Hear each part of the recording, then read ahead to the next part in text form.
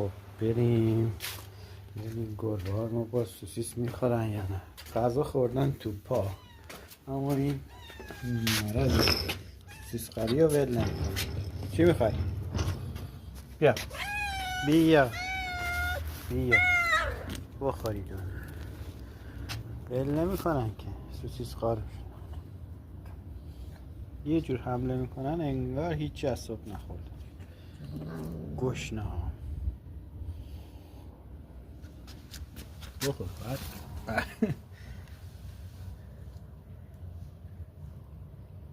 اینجوری میخورن.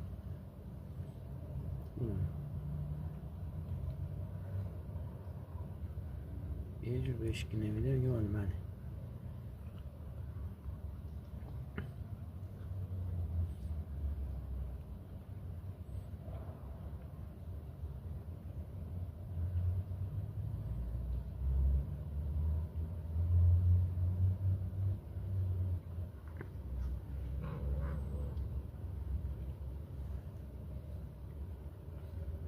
خنگه نمیتونه پیدا کنه.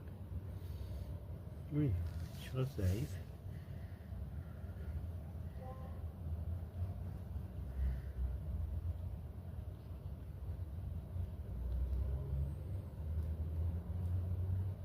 گشنه های من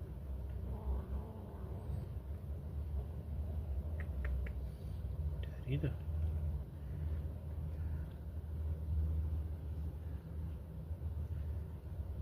گوشورو تو خوردی.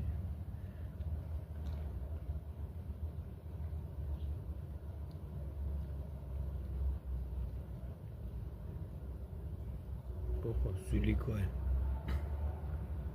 ما جنس بد نمیدیم.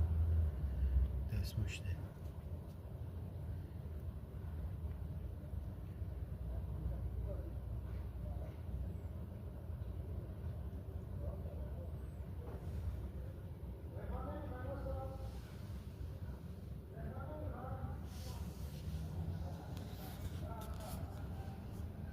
خب دیگه نبینمتون ها. برید دیگه.